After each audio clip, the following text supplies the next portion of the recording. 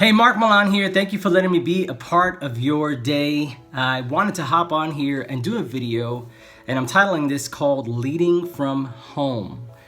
Depending on when you watch this video, we are in what I call COVID-19 season, where we're all kind of forced to do our jobs, if we still have jobs, from home. And if you're a leader, you know that this isn't really a season of resting or retreating, but we're still having to lead. We're still having to lead our homes. We're still having to lead our teams, our leaders. Anything we've been tasked to, we're tasked with finding new ways to lead and build courage into the areas that we are still a part of. And so I want to give context to that because, I never thought I would do the topic of leading from home. Most of the time we're leading from our office, or we're leading from the place that we work at, the area of gifting that we have, and right now it's just different. So if you're watching this a year from now, 2 years from now, whatever the timeline is, just know this season right now, many of us have been forced to find new ways to engage with our teams and our organizations from home. So that is the context of the content I want to give you, and I hope that it helps you. So I want to give kind of a breakdown of some things that I think might be important before we go into the 3 practical tips. Right now, as a leader, we don't have time. This is not a time for us to retreat or not get involved. Leaders are called out of necessity, and that's what real leaders are. Leaders rise up to the occasion when there's a need or there is a problem, right? We help solve problems. We help move things forward. We rise up when it seems like people are retreating, or we give guidance and direction and leadership in times of uncertainty and chaos. So to me, I think it's extremely important for us to continue to know that as we help people move forward, and even as we help ourselves. So before I give you the 3 practical things, I want to give you just 3 side notes that I think are really important. Number 1, now is not the time to use motivational skills. What I mean by that is, people don't necessarily need to be motivated to do something right now. There's so much uncertainty, so much has changed. Normal routines have been broken. So people are not necessarily being handcuffed by not being motivated. There's just a lot of external factors that are going on. So using the old motivational, come on, you can get through this, don't worry, it's not that bad, that really doesn't work right now. Motivation is not really the key. I have 2 other things I'm going to give you that I think might help, but just be sensitive to how you're using words and how you're phrasing things. It's a very real situation. People are facing real fear, real anxiety, real circumstances. So motivational speeches, probably not at the top of the list, okay? The second thing is, I would say empathy is huge right now. Being empathetic is really, really huge. Now, you may not have a high compassion gift, a high mercy gift.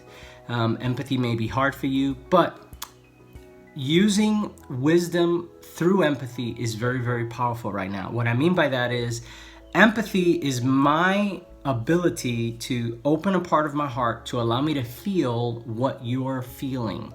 So empathy is when I choose to feel what you're feeling and suffer with the feeling that you're struggling with. It allows me to get in there and go, oh man, I get that. I understand that. It's not choosing whether it's right or it's wrong. I'm not bringing judgment to it.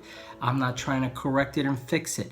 All I'm doing is sitting beside the person and really kind of coming under the same blanket of emotional struggle that they have, so that I know where they're coming from. So empathy is huge. It's a huge connector right now. So be sensitive to that and allow empathy to allow you to connect. Now is a great time, and probably a pivotal time, for leaders to connect with their people. The third side note is be candid with courage. Like, candor with courage is huge.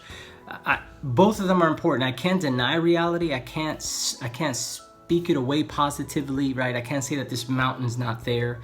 I can say, yes, it's there, but we are gonna get through it. But you find a way to look past the mountain in front of you, knowing that this is a season, this is a trial, this is something we're going over or going through. So being candid and speaking with candor, acknowledging what is there, but breathing courage at the same time. So I just want to give those 3 little side notes before we get into these 3 things. Okay, we're talking about leading from home. So let me give you the 3 things I wrote down for myself in my own journal. Number 1, use WIT. Use WIT, W.I.T, which stands for whatever it takes. Right now, if your limitations are gatherings, right? At the time of this video, 10 people, no more than 10 people can gather in a place. And even at that, there has to be a certain distance, 6 feet between each person. So it's very hard for teams to get together and have their times of meeting and connecting. So here's a list of things. Use whatever it takes, man. I'm saying you might be used to one method. It's time to innovate, and it's time to move past what we've been used to. I've been using Marco Polo app. Great app. It gives me a chance to speak in to some things or share a word of encouragement. It gives other people a chance to chime in. It's a video app. It's interactive. You can create groups with the app, and it just allows conversation and more. What I've seen, the greatest benefit of Marco Polo, as I've been using it for a number of years now, is that it's great at problem solving. You need to solve a problem, but you can't get everybody in one place. You get to put it out there and let the team know, hey, this is what we're trying to solve. Give me your thoughts and input, and they hop on there and they all share. Call somebody, like literally call someone, like dial the phone number and give them a call. That's so huge right now because we were social media had taken us to a place where people were distanced even though they could get together. Well, now we don't have the option to get together, and now we're feeling the separation as human beings. We're social beings. So it has forced us to find new ways to connect. And believe it or not, a phone call has been really, really powerfully strong in connecting with people. So yes, call someone, dial on your phone. I know it sounds crazy, but it's a new era. It's a new age. So do that. Zoom versus Google Hangouts and Google Chats. So there's a lot of platforms where you could do video conferencing. I won't get too much into this. I'll share some of the things I've done and used. Maybe they help you. Zoom is great. You can if you have a laptop and you have either Gmail or Outlook, it allows the app to integrate with that. So if you set up an appointment, it sets it up there. Zoom.us is the website. You can get on there. It's free. It gives people multiple ways to use Zoom. They could use it through their Google email, they could use it through Facebook, or they can set up an email and a password. That's one of the nice features of it. It also does a gallery view, so in the screen you can see everyone, and it allows chat, it allows emojis. People can hit a button that says raise their hand, so it's organized. I like the way it's laid out, and for meetings, I think that's the platform I'm going to continue to use right now. Google Hangouts. So Google has two. They have Google Hangouts and then they have Google Meet. They're almost the same, except the Google Meet is more of their professional business platform. I've used Google Hangout a couple of times. It does not work on Safari. It only works on Firefox or other platforms like Chrome. It doesn't have a gallery view, and so the features are a little bit more social in that context. But give it a try, see if you like it. And I'm sure that there's a few others, but those are a couple that I've been using. Like I said, Zoom is probably the one I'm going to continue to use for meetings and stuff. Send a letter. So I came up with this idea just about 7 or 10 days ago. I was like, you know what? I'm just going to send a thinking of you note to all of my team. And it's just another way to connect with people the good old-fashioned way, via mail. I know.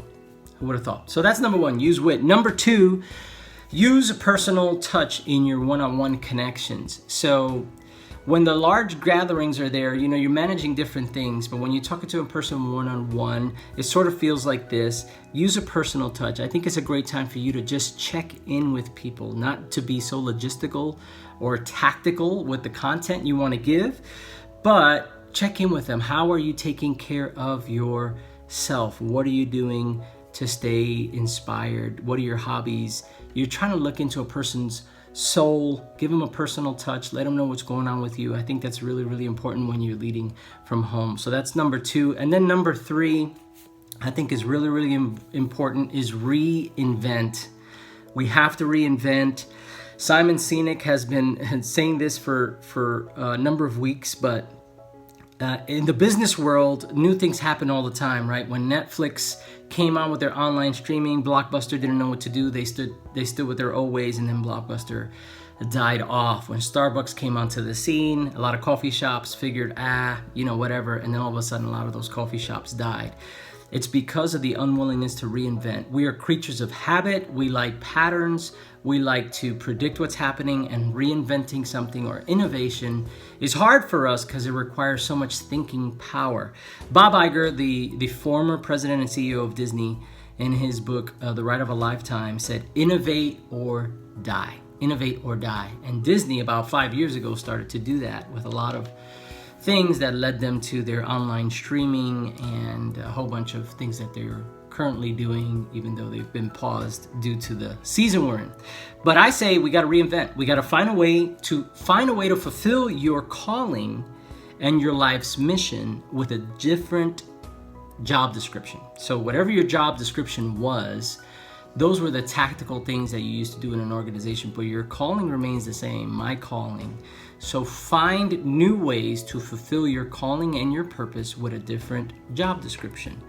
What I mean by that is, a good example of this is Joseph in the Old Testament in Genesis, where no matter where he was, it said the Lord was with him and prospered him. So no matter where God put him, he was in prison, he got blessed. He was here, he got blessed. He was with Potiphar, he got blessed. And then all of a sudden he went to be second in command in Egypt. And so he kept doing the same things he was called to do with a different title and a different job description. And I think now that season has arrived and we just have to figure that piece out. So I hope this helps you leading from home, and until, I don't know how long this will last, but I hope it helps you get through it right now. And from my heart to yours, until next time.